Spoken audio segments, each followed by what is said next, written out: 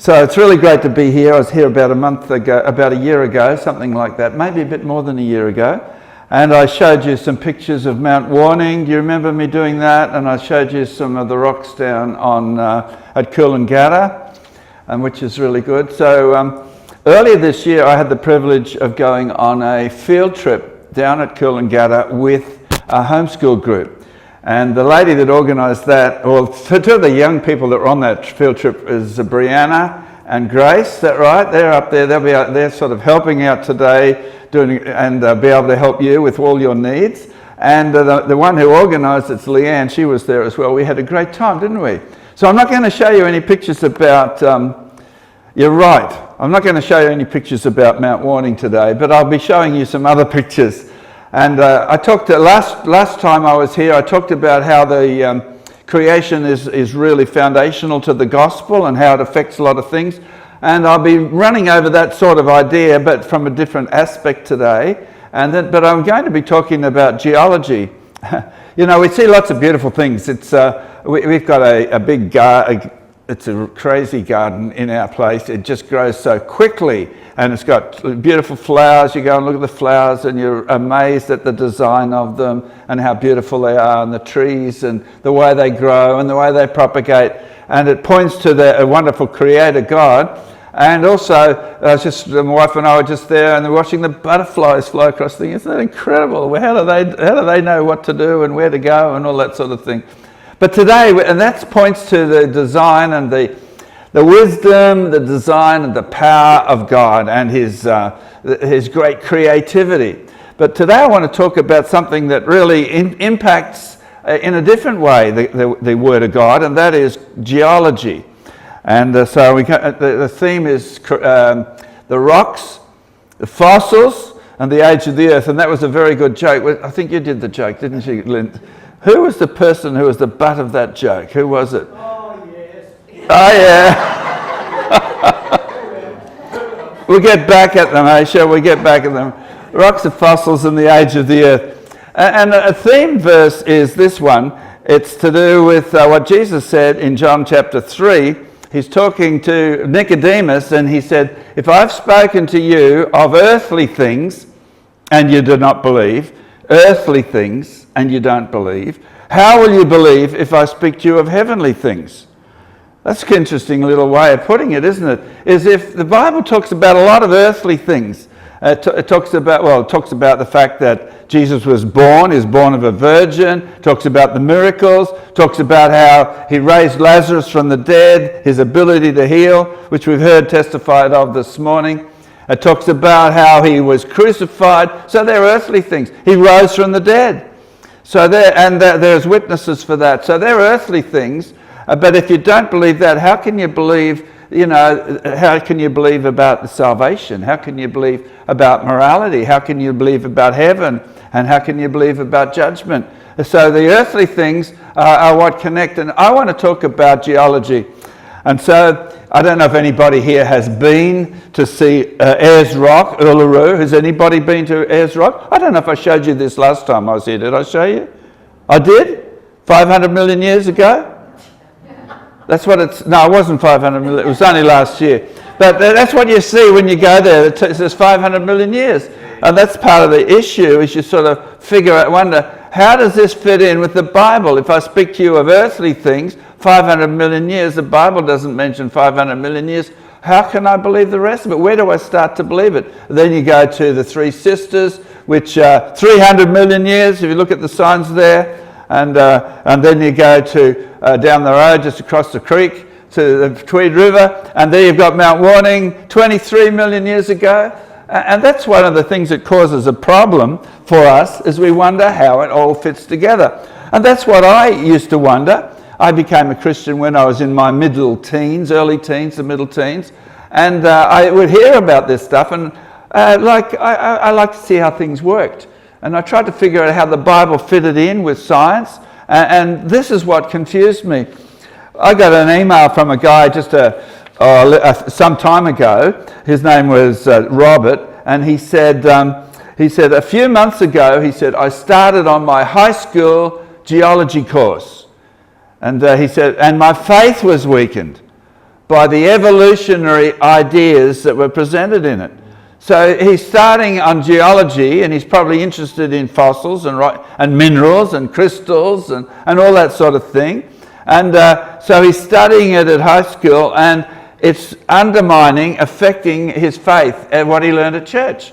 And that's common with a lot of people. And it was common with me. I sort of couldn't figure it out. I'd sort of these 23 million years, and then you look at the days of creation, how God created in 6 days. And he did, I saw a guy being asked about God creating in 7 days. He said, no, God didn't create in 7 days. And the guy sort of looked at him, he said, he created in 6 days, which is interesting, isn't it? But anyway, you look at that and you think, where do the million years fit in there? And it wasn't, in our church, they didn't used to talk about these things when I was growing up. And so somebody told me that said, the thing is that there's actually, there's a gap in Genesis. Okay. And a respected person told me this. And here he got Genesis in the beginning. God created the heavens and the earth. And he said there's a gap between Genesis 1 and verse 1 and Genesis 1 verse 2. There's a big gap there. I told somebody about this just recently, and everybody laughed, and I was sort of taken aback. I'd never had anybody laugh at that before. But and this person who told me was respectable, and I sort of accepted it and thought, okay, that's good, that solves it, it's all sorted. And but then the more I looked at it, I thought I'd like to find more out about what was in the gap. But you can't find out what was in the gap because there's nothing there. And then some people talk a bit about something in Ezekiel or somewhere else, and I sort of found that it really didn't help me at all. So that was the gap theory. Has anybody heard of the gap theory? It was very popular, and it's still popular today in a lot of different areas. But then, I was still thinking about it, I don't know if you think about these things, but thinking about, it's not something that's at the front, it's something in the background that you're just wondering how it all fits together. And anyway, somebody said, look, the word day can mean a long period of time. So you remember it says in the epistle to Peter says, remember, friends, that one day with the Lord is as 1,000 years. See, it can mean a long period of time. But nobody ever sort of pointed me to the next half of the verse, which said, and 1,000 years is one day. But I never saw that, and I thought, okay, one day. So each day is a long period of time, and I thought, okay, that figures it out, And so I'm starting to figure out how that fits out with, and I go to the geologic column, which has got the fossils. We're talking about rocks and fossils, so these are some fossils. So you've got fossils, deep down, and then as you go up, it's got pictures of the animals, and you've got dinosaurs up towards the top, and then eventually people on the geologic column. It looks complicated, but it's not that bad. But I started thinking, okay, where does the first day fit in? What about the second day? How does that fit in? And I just couldn't figure it out. I don't know if you've ever tried to do it, but it didn't work for me. And it actually doesn't work for a lot of people. And that's why it's not that popular these days, but in some places it is. But the other thing that I realized is that the order is totally wrong. The Bible order is totally different from that order that's on the geologic column. And I'll just give you an example about it's a puzzle that you have to solve today. It's about what came first, the sun or the land plants. So who thinks that the sun came first? Who thinks the sun was first? Who thinks the land plants were first? Okay. Who doesn't know? Who doesn't want to say? Who doesn't care? Well, you see, a lot of most people will put their hands up that the sun was first. The sun came first, and that's what we hear. Is that at the beginning, there was a big swirling mass of gas. Have you heard of that? There's a nebula, and it all sort of came together, and it formed the sun and the solar system over millions and millions of years. Some 4,000 million years ago. This is how it talks about. Have you heard of that idea? They have it on TV and that sort of thing. You have to learn it at high school. And so the sun was first, and then eventually, after millions and millions of years, so life started in the ocean. Nobody knows how that happened, but that's the story. It started in the ocean, and then it gradually evolved into plants, which were seaweed and stuff, and then they came out onto the land. And so you've got the sun is first, and then the plants on the land were much later. But you know, it'd be nice, but the people who are telling that story, they weren't there. Did you ever think about that? They're telling you the story, they're putting it on TV, but the people who are doing it, they didn't see it happen. There was nobody there that saw it happen. It'd be nice if there was somebody there that saw it happen. There was, wasn't there? God saw it happen. He made it happen. So we open up what God told us about how He created everything in 6 days, and we say, okay, so when did the sun first appear? And there it is, on day 4. God, and it says, God made the greater light to rule the day. That was day 4. And then when did the land plants first appear? That was on day 3. That was day 3 when the oceans came in together in one place. God said, let them be gathered together. The dry land appeared, and then God said, let there be vegetation. And the trees that are nice to look at, trees with fruit on them. Isn't that incredible? So you had the tree with the fruit, and in the fruit was the seed. It's a bit like that. What came first, the chicken or the egg? It was the chicken, but it had an egg in it, and it was probably fertilized because there was a rooster as well. Isn't that interesting? So you see, the order's wrong in the Bible. There's a lot of other things where the order is wrong. I mean, it's got, you know, the Bible has the whales before the land mammals, whereas the evolution's got the other way around. It also, the Bible's got the birds on day 5 before the dinosaurs on day 6. And, you know, you see that the story that you hear on TV is that dinosaurs evolved into birds. Have you heard of that? I think that's an amazing story. How do people think that up? And anyway, but the order's totally wrong, so it didn't work for me. And so we've got the days of creation. So when we go to the days of creation, you know, it says, but the word day can mean a long period of time. Yeah, it can. The word day can mean lots of different things. Did you know that? Like it says on Genesis, where it talks about the sun and the moon, it says the greater light to rule the day. Is that a literal 24-hour day? No, it's not, is it? It's the daylight part of the day. See, so the word light, the day, can mean the 24 hours. It can mean the daylight part of the day. And at the end of Genesis, in Genesis 1, in Genesis 2 it actually is, it says, in the day that the Lord God made the heavens and the earth. So it's talking about the day or the time when He made it, so it can mean an indefinite sort of time. And so it's used in all 3 ways there, but people will say, see, Genesis chapter 2 verse 4, it says in the day, so you see the day is not a literal 24-hour day. Well, it's not there. But it is in the other places. There was evening and there was morning. The first day is a number. Like, just have a look at this.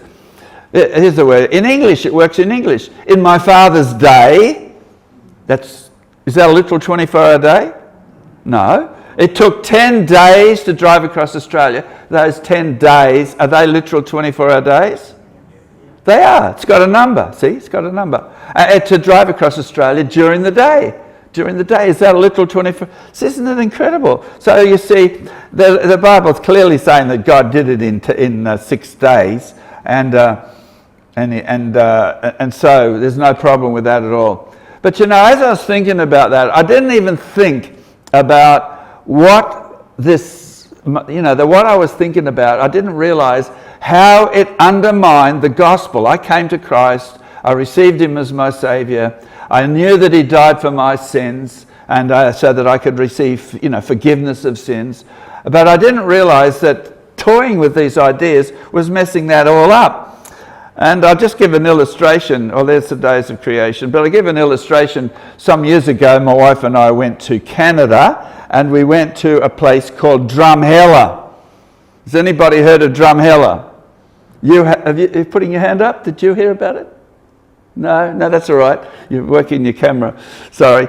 And anybody heard of Drumheller? I'd never heard about it either. But it's got a very famous museum which is full of dinosaurs. And so it says, welcome to Drumheller. And you see, if you look at that sign, you sort of think to yourself, I wonder what Drumheller's famous for. It's famous for dinosaurs. And they got a big museum. But when I went into the museum, and my wife and I went in, we came across Triceratops horridus. It's a dinosaur that they found there. Here it is, Triceratops horridus. And so you look at that and you realise, I play jokes on primary school kids when I show them pictures, and I say, what do you notice about this dinosaur? And they'll say, it's got 3 horns. Yeah, that's why it's called Triceratops. Anything else you notice? It's got lots of ribs. Yeah, I noticed that. And its feet have got these claws on it. Do you notice that?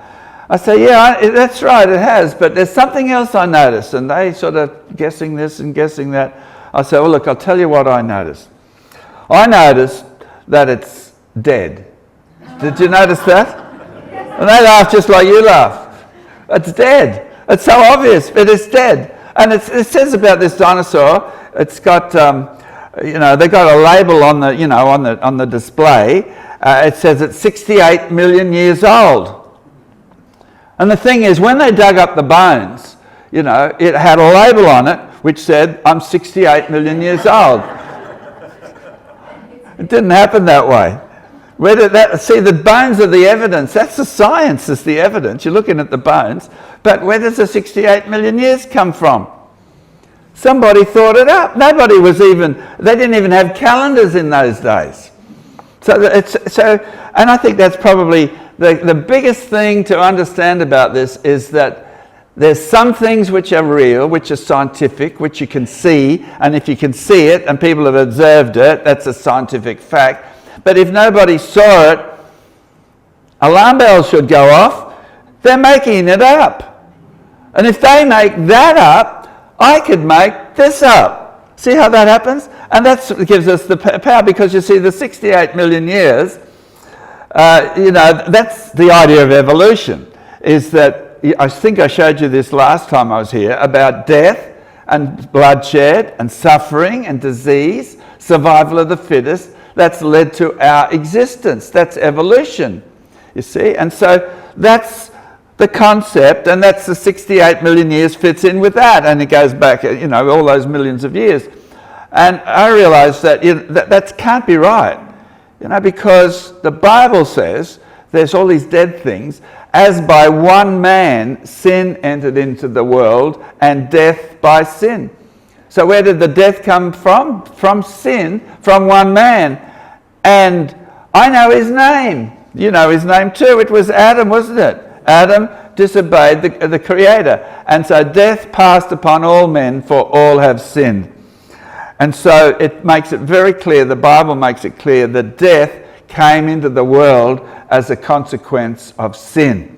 And that's the gospel. That's why Jesus came. We celebrated communion, didn't we? It's that his blood was shed, so he died in place of us for our death. And his blood was shed. Without the shedding of blood, there's no forgiveness of sin. And so that's how it all fits together. So this 68 million years totally undermines that. And so I realised that that just doesn't work. And there's another picture which I came across many years later about Adam and Eve in the Garden of Eden. And here they are, it's such a beautiful place. There's nice flowers, you see that, and the trees and the animals. It's all very harmonious. And Eve says to Adam, Adam, this is such a beautiful, perfect world. And Adam said to Eve, he said, yes, Eve, it's very good, just like God said. And so there they are in the Garden of Eden. But if we've got all those millions of years of all those fossils and dead things, they're sitting on all these layers of rock, which are full of all these dead things. And so it doesn't work, does it? It does not work. There's a major conflict there, which is undermining what Jesus has done on the cross. It's undermining our salvation because they've put these long periods of time in there. And so we've got this stuff All these dead things. There's death, suffering, disease, and it's basically the fossil record, that's why we're talking about rocks, the fossils, and the flood today, the age of the earth. And so the fossil record, it's got death, suffering, and disease. It's an evidence of that you can find fossils and look at them and realize there's a death in the world. And the answer to that is it's Noah's flood. And so that guy, I mentioned a guy called Robert, who was having this struggle in his geology course at high school. And in his email, he finished it up by saying, he talked about how his faith was weakened. And he said, a few months later, he said, I received quite a number of your books for Christmas. And he said, I must say that these books, as well as this website, have greatly strengthened my faith.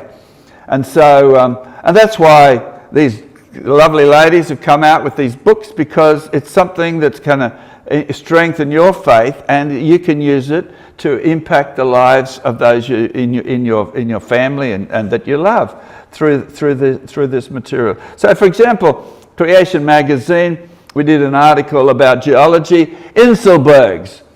Has anybody heard of Inselbergs?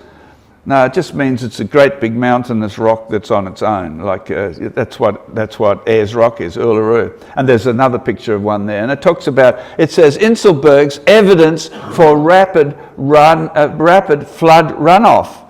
So the waters came up on the earth, and then they went off. The Bible describes that in Genesis chapter 6, 7, and 8. And Noah's in the ark. They come to rest on the mountains of Ararat, and he's wondering when the water's going to go down. And he was in there for 2.5 months, and eventually some of the other mountains appeared.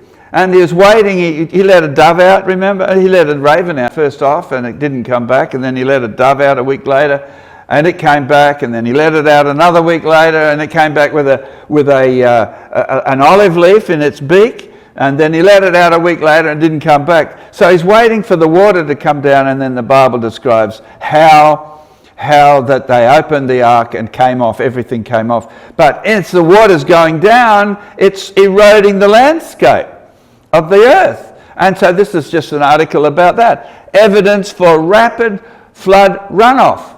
And a lot of geologists who don't believe in the flood, they see this evidence, these particular things, and they can't figure out how it happened. And of course, scientists have to have an answer. That's part of the way it works, is that you do your scientific observations, and you get the evidence, and you publish your evidence, and then you have to come up with an answer and explain it.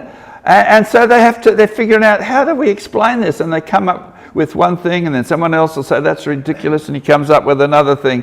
And there's a lot of evidence from Noah's flood that scientists have not been able to explain.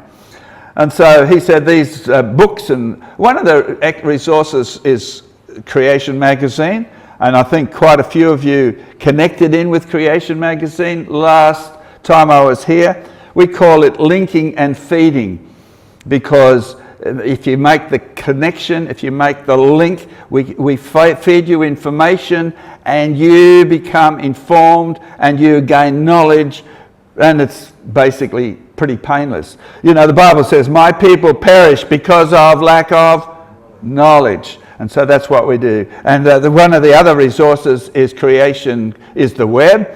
And I'm sorry that it's got such a difficult name to remember.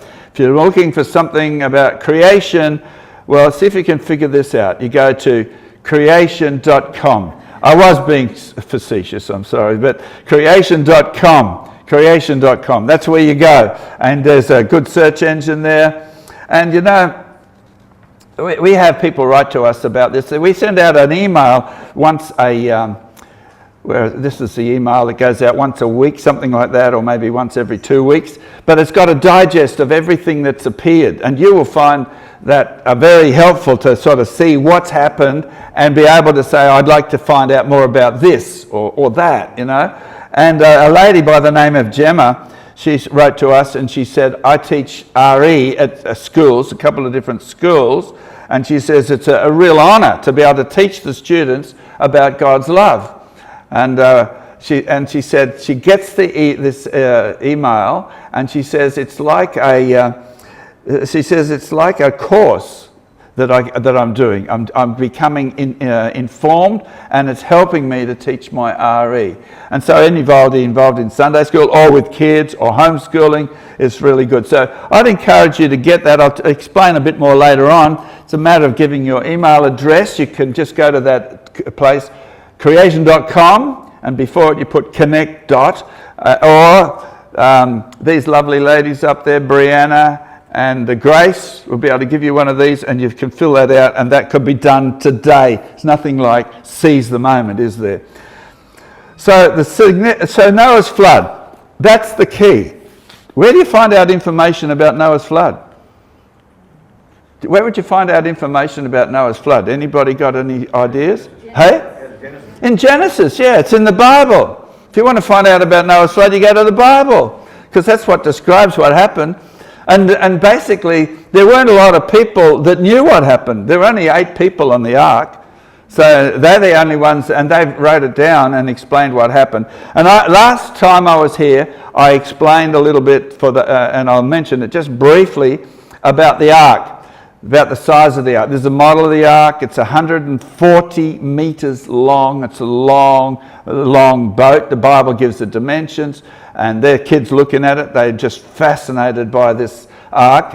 A lot of people don't know. They've just only seen a bathtub ark, which is not the way it is. And then it had 3 decks, and it had a capacity of 15,000 tons, and it was incredibly stable. And so Noah took the animals on. Actually, God brought them to Noah. And so he didn't have to take the blue whales on, did he? Or the porpoises. He took the animals that breathed air, and that lived on the land. So that's the ones he took on. And so we got a picture of animals going on, and there's got elephants, and there's giraffes, and there's monkeys there. And this is a very sort of startling picture for a lot of people. They see that dinosaurs. Are you saying that dinosaurs went on the ark? Yeah, well, dinosaurs breathed air, and they lived on the land, so they would have gone on the ark. Noah did everything that the Lord commanded him, and that's another story in itself, you know. And so there's a book about dinosaurs there, and it's fascinating. But I was at a Christian school, and a teacher came out and said, "What's the story about dinosaurs?" The kids are asking. Anyway, so the water came up on the land, the fountains of the deep, the rain came down, it rained, it lifted up the ark, the water came up on the land, and the water continued to rise and rise until every high mountain under the entire heavens was covered. So that included the Gold Coast, that included Mount Kosciuszko, it included the mountains around Jerusalem. Everything that had the breath of life in it perished, and except that which was on the ark. And there's a picture of an artist's picture of some of the trauma, catastrophe, terror of the result of the ark. And I think of the flood. And I think it's one of the saddest parts of the Bible. You read there about what happened. And then after they came off the ark, they offered a sacrifice for sin. And then God made a promise. He said, "Never again will I destroy the world by a flood, as just happened. Never again will I do it." So that's cool. And he gave a promise for that. What did he say? "I give my promise." Hey? A rainbow. So there's been there was terrible floods in Victoria just recently. But so it wasn't Noah's flood was a global flood, not a local flood. So then we sort of we've talking about the background to it, then they go to the evidence. What would you expect to find if the whole world was deluged and destroyed, if there really was a worldwide flood? What would the evidence be? And what would it be? One of my colleagues has said there's billions of dead things buried in rock layers, laid down by water all over the earth. And one guy, Buddy Davis, I think, he made a song about that, took it up and made a song. It's really good. But anyway, and so here's an example of the evidence. This is actually a swimming animal, and lots of marine creatures die in floods and are buried in floods. And this is an ichthyosaur. and you can sort of say, can you tell whether that's a male ichthyosaur or a female ichthyosaur? Can you tell? You don't know how to tell the difference between male and female ichthyosaurs? Okay. Well, I'll tell you what, it's over 2 meters long. I don't think that's 2 meters. 2 meters is a bit longer than that. And it's amazingly preserved, incredibly preserved. So it was buried quickly. And have a look at this. See that? It's giving birth to a baby ichthyosaur. So it's a mummy ichthyosaur. And isn't that cool? And one of my colleagues likes to make a joke, and he says, I've heard of some difficult births, but I've never heard of one that sort of lasts for thousands of years waiting to be covered up with sediment. It was buried very rapidly. And it not only needs to cover it rapidly, but it needs a lot of sediment on the top, because when these things start to decompose, they get gas in them and they will pop out of the sediment if there's not much on the top. And the same, it's pretty gruesome, I know, it's pretty awful, but blokes like it, and maybe girls don't, I don't know. But anyway, there's our Triceratops horridus, and it's found in Canada, and they recognised that the lot of Canada was covered by water, and that's the evidence of Noah's flood. They haven't got it all covered, because much of the sediments laid down was subsequently washed away, but that's what remains. And this Drumheller, the museum, the Royal Tyrrell Museum is there, that's where it is, and this is the entrance to the museum, and they've got dinosaurs up on the top of it. And so that dinosaur that I showed, Triceratops horridus, is just an example of something, again, that's buried rapidly. And it's a big animal, it had to be buried with a lot of sediment. We're talking about a big catastrophe. And when I was at the Royal Tyrrell, I was sort of looking up on the web about it, and I came across this article, which is from Live Science. And it's got a picture of all these dinosaurs, and there's a thunderstorm and that around. And the caption of the picture there on Live Science says, "A herd of centrosaurs, a type of horned dinosaur, drowning in a flood millions of years ago in what is now Alberta, as depicted in this illustration." It says, they left behind what could be the world's largest dinosaur graveyard. So there wasn't just one that was buried, there's a whole herd of dinosaurs buried in this flood. And that's exactly what you'd expect. What would you expect to find? Billions of dead things buried in rock layers, laid down by water all over the earth. And what do you find? Billions of dead things laid down by rock layers, laid down by water all over the earth. All you need to do in some ways is change just a few words. And look at this. Change that millions of years ago. Noah's flood, 4,500 years ago. A herd of centrosaurs drowning in Noah's flood 4,500 years ago in what is now Alberta, as depicted in this illustration. So see how it works? The evidence is there, but you're thrown off the trail because of the way it's described. Millions of years. But the millions of years, as we say, I'd like to make that joke about they were not keeping a calendar. And so everywhere you look, you see the evidence in the rocks and the fossils. And here with the three sisters, I don't think I showed you this last time, maybe I did, but you look at the three sisters and you can see it's got, in the foreground, it's got sedimentary layers of rock, and in the background you can see how those sedimentary layers extend right across that valley.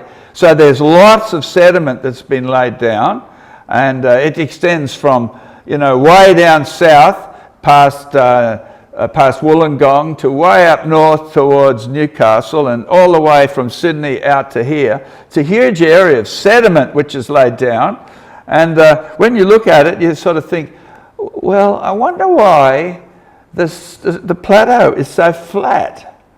Isn't that interesting? I showed this once in something like this in a meeting once, and a lady sort of blurted out, "I've never noticed that before." It's interesting, isn't it? I wonder why it's so flat. Well, of course, we read in the Bible how the waters covered the highest mountains. The waters covered the whole earth. So this was once covered with water that stretched right across, and while the water is across, movements in the water, and as it flowed off, would erode the surface flat. See, so you find plateaus everywhere when you drive out back in Central Australia, and so you look at those and you think, evidences for Noah's flood. And I went to Cooper Pedy, we were there once, and I went up, they've got a lot of these flat-topped hills. They call them, I think jump-ups or something like that. Has anybody been to Cooper Pedy? You've been there? Do you remember seeing the flat hills?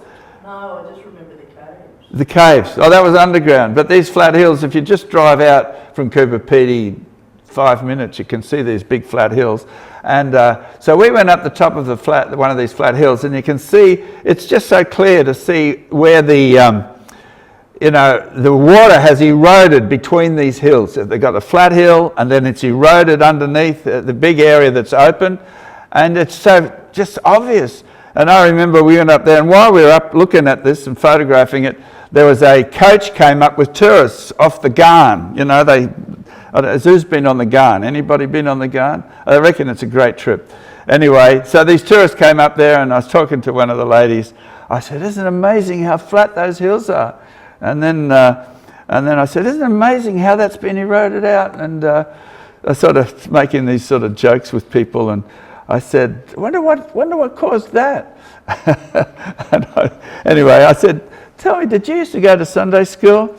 She said, "Yeah." I said, "Do you remember the story about Noah's flood?" "Yeah." I said, "Well, that's the evidence from Noah's flood. See, the water's covered the whole area." And so that was interesting, wasn't it? So how you can do that. But you have a lot of fun with people when you talk like that. But anyway, so that's just a bit of the evidence of the rocks.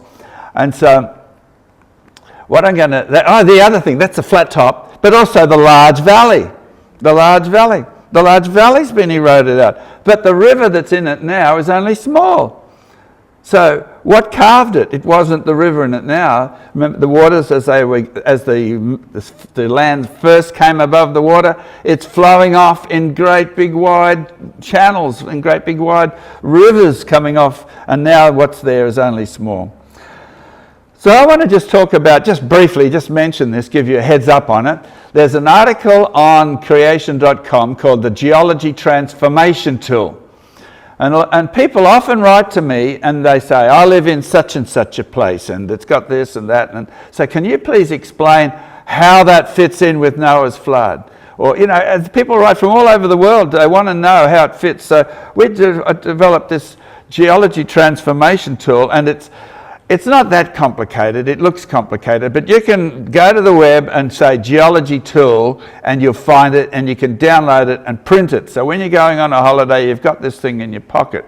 And so you can see there, and it's got basically the geologists' way they classify the rocks. See that coloured thing? That's basically the geology, all the geology names. So if you're going somewhere and they're talking about this is the Cretaceous, you just look up there Cretaceous, or if this is Cambrian, you just look it up. You don't even have to know what it is. You just look it up on the chart, and then in the next column across, it's got all the dates that you'll find. You might go to the Three Sisters and you look at the sign and they'll say 300 million years ago.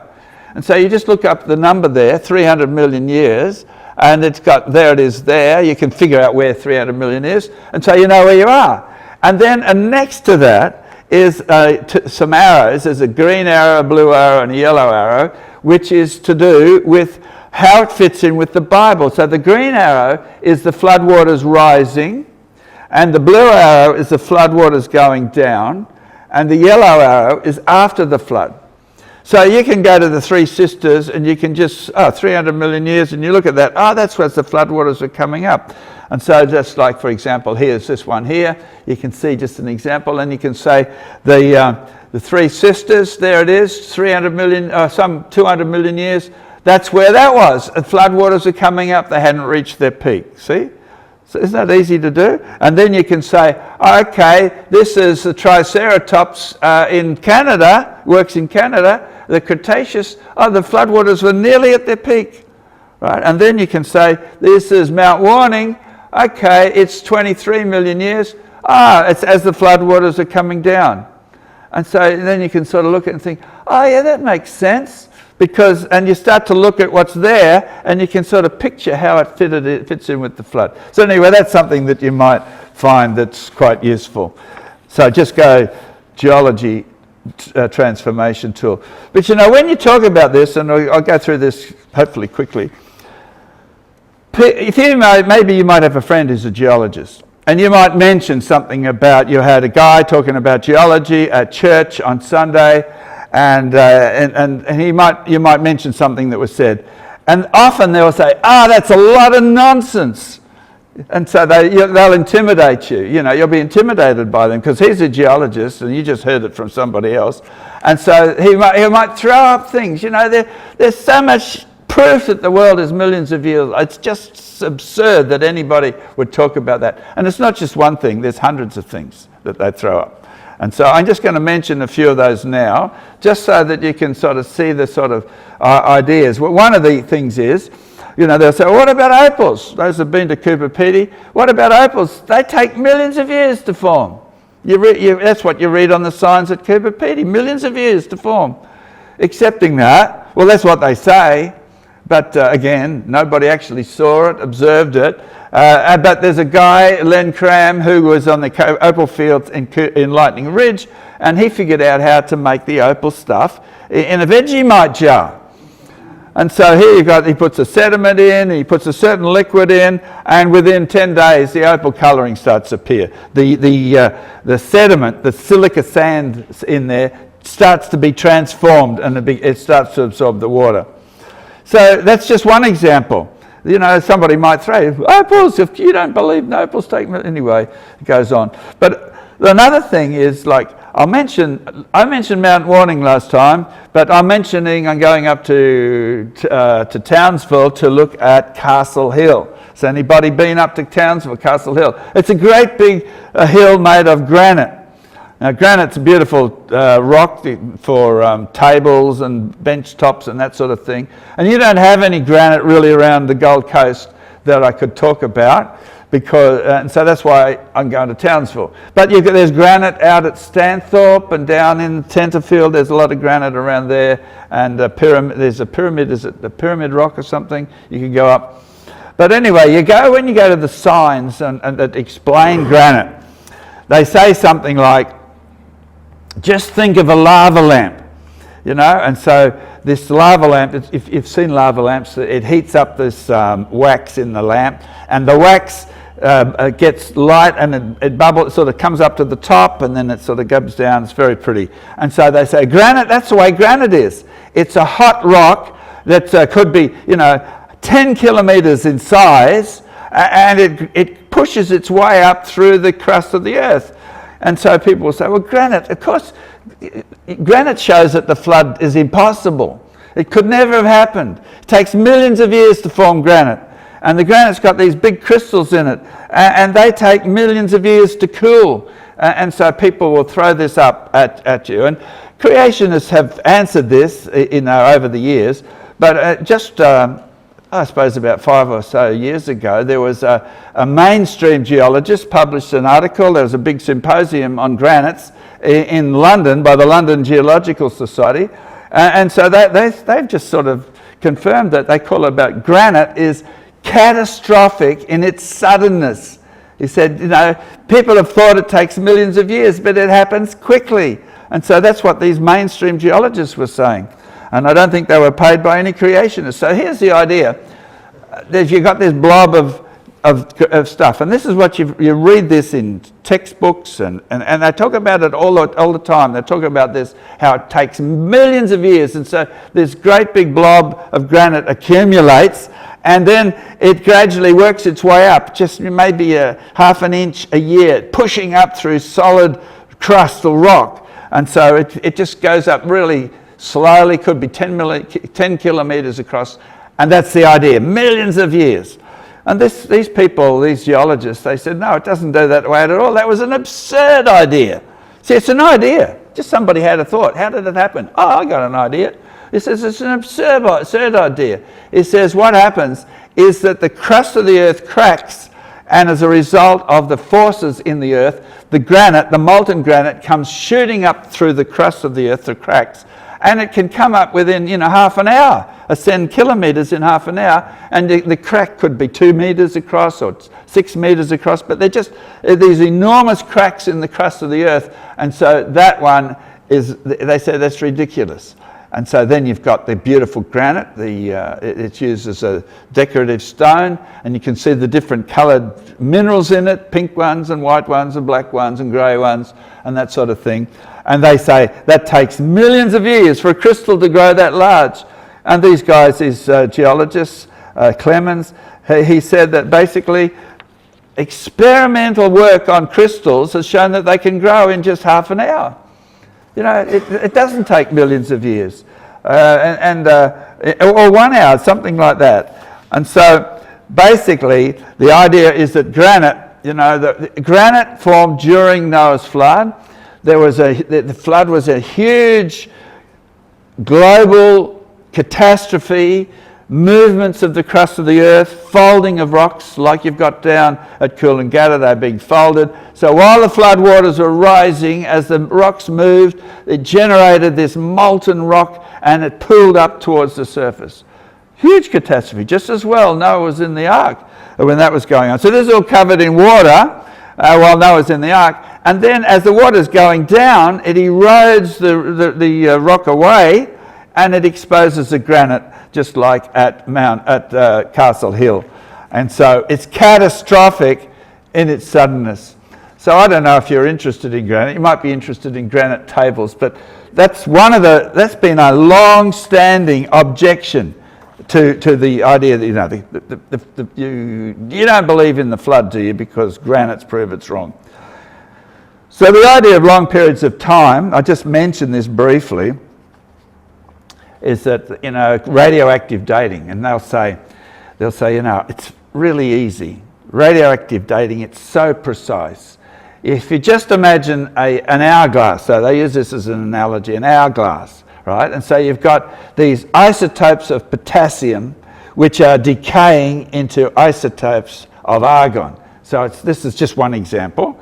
And so you just simply you can measure how much potassium and how much argon's there, and you can calculate how long it's been. It's as simple as that. So that's the way it's given, is that radioactive dating is really simple. That's what they say, but they don't believe it themselves. If they don't like the answer, they will reject it. And so, but the problem is, what's the starting amount? You can read it, but what was there at the beginning?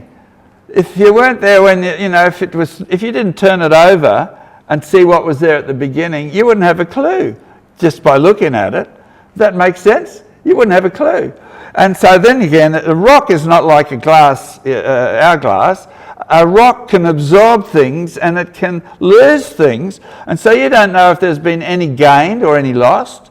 You don't know if there's been any gained there or any lost. And you don't know if the rate's always been the same. So there's always these unknowns. And so that's why geologists themselves, they don't believe the number unless it agrees with what they think it should be. Otherwise, they'll come up with some reason why it's wrong. And so here's just an example. Here's a volcanic rock, and that was collected. It's called the dacite. It's got various minerals. There's light colour and dark colour minerals in it. And so a guy collected this rock, and he crushed part of it up, and he sent the crushed sample to the laboratory. And so the whole rock crushed gave an answer. They used the standard assumptions, 350,000 years. It's easy, isn't it? You just crush it up, send it to the lab, and they gives you the answer. So the guy that did this experiment, he was a little bit, I wouldn't call him sneaky, but he was sort of trying to figure some things out. So he collected the white mineral. He picked the white mineral out of it, and he sent a sample of the white mineral to the laboratory. And that was amphibole, and that came back with an age of 900,000 years. So what age would you like? And then he also collected the black mineral. It's called a pyroxene, and that came back with an age of 2,800,000 years off the same rock. And so basically, well, how old was the rock? Well, it'd be nice if somebody saw it, wouldn't it? Well, actually, somebody did see it. And it happened there's a volcano, Mount St. Helens. There's this lava dome. After it exploded, this lava dome was extruded up and it made this dome. And they collected the sample there and it was 10 years old. 10 years old. And then somebody can say, do you know the story? You know, I must hurry up. But you know the story about King Nebuchadnezzar, and he had a dream. And the wise men, you know, the soothsayers and all that, he says, I want you to interpret the dream. And he said, no, you tell me the dream. And then you tell me the interpretation. I'm not, you know. Why did he say that? Because he tells the dream, they can make up any story. Is that right? They can make up any story. He says, I'm not going to be tricked by you. You tell me the dream, and then you can tell me the interpretation. I know that you've got the power to do it. And that's what it's like with this. You tell me the age, and then I'll explain what the rock's all about. And so they'll say, well, what, millions of years ago, these crystals were forming, and they formed down in the earth, and then this happened and that happened. And they'll come up and they'll explain the story, why it gave all the wrong answers. And that's what geologists do. They're paid to do that. There is a way that you can know the age of something. Did you know that? There is a way of knowing it. And it's a very reliable way, and it's a sure way, and it's called eyewitnesses. Somebody was there. And so it's a written record. I won't play the... well, I often say to a kid at primary school, I'll say, how old are you, Sonny? And he'll say, I'm 9. I say, wow, that's great. How do you know that? He says, it's written on the calendar. Ah, so how do you know the calendar's right? Mum told me. Well, how does she know? And Dad says, she was there. But that's it, isn't it? You know, it's really funny to see these kids with their heads ticking. So that's how you know your age, that's how I know my age. There's a birth certificate, it was written down, an eyewitness account. And that's how we know so many things in history. For example, the first settlement of Australia, 26th of January, 1788. And that was based on eyewitnesses, people who wrote it. They wrote letters home, they put it in logs, and reports and that sort of thing. And that's how we know the age of the earth. I could go into more details of it, but I won't. But I mean, there's a big genealogy. There's a genealogical history in the Bible. It's amazing the way it's constructed. And this is a little model of it. Like there's Adam. So it goes from Adam all the way, Father, Son, all the way to Jesus Christ. That's Joseph and that's Mary. And so you've got it in the Bible like Adam, his son was Enosh, Seth was it, and then Enosh, and goes to Noah, Abraham, David, then there's 2 lines down to Christ. And it's not a fairy story. People are not making it up. We know where these people lived, we know what they did, we know who they met, they know who they married, and all that sort of thing. So it's based on real history. And so the rocks, the fossils, and the age of the earth. You know, it all depends on the way you're looking at the world.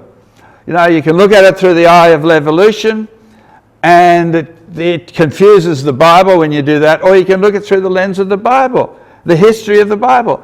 And that takes a little bit of skill to learn how to do that. It's not hard, it's very easy, but there's questions that come up. And so just some take-home points from today. One of the points is that millions of years are not fact, right? It's tied in with the philosophy of naturalism. The millions of years destroy the gospel. They put death and suffering before sin. And it makes God look bad, right? It makes God look really mean. And the Bible is the true history of the world. And so we see how that fits in with Noah's flood. Bible explains the evidence. And I've just touched on a bit. Hopefully it's whetted your appetite. And you go and look at more things. And also, it provides a way, the take-home points is protect yourself. You know, my people are destroyed through lack of knowledge. Protect yourself and your family. And I was talking to a lady at a church in a different state just a few weeks ago. And she was an older lady, a lovely lady, got talked to, and she enjoyed the service. And as in the conversation, I said, how about your family? You know, have you got many children? She had 3 children, and have you got any grandchildren? It's always a good conversation, isn't it, to find out about her family. And I said, so how are they doing? How are they traveling? Are they connected in with the church? And she said, no, they're not. They don't go to church. Oh, I said, that's a pity. So your grandchildren aren't learning about the things of God. And you could see she was sad about it. I said, so what are you planning to do about that? And in the conversation, I said, when did they stop going to church? And basically it's in their late teens, from when they're at high school, that they start learning stuff which they come to think that the church is, what they're learning at church is not true. And so they drop out of it. Anyway, so that's why, protect yourself and your family.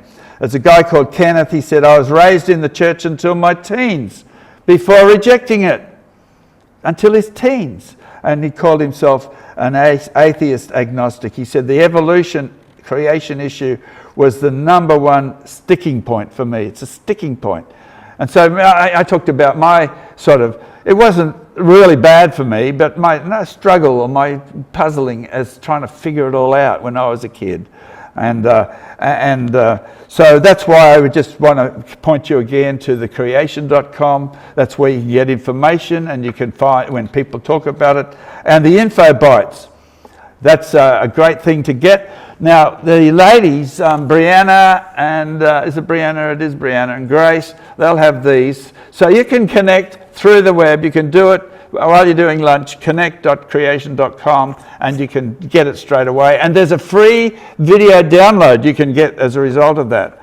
Or, if you don't have that, you can just get one of these off the young ladies there, and then fill it in on the back, your email address, and they'll take it and make sure it's done and dusted. That's that one. So they're using those things, Did You Know cards. A book, the Answers book, is a book which deals with lots of questions. There's hundreds of questions. It just deals with 60 questions. And a guy called Jeremy said, he said, your writings played a big part in me becoming a Christian. He said, my brother got me a subscription to Creation magazine. So the Answers book, that's a good one. For something a little bit more in-depth, Evolution's Achilles heel, deals with a whole range of topics. And then there's Geology, how Noah's flood shaped our earth. That is fascinating. And this is a kid's book, Exploring Geology. My grandson loves this book. It's got little cartoons in it, which he thinks funny. And there's a guide to dinosaurs. So the Creation magazine, to get that, basically the ladies at the back can help you again with this. So they'll give you a form like this, and you just simply fill out your name and address on it, okay?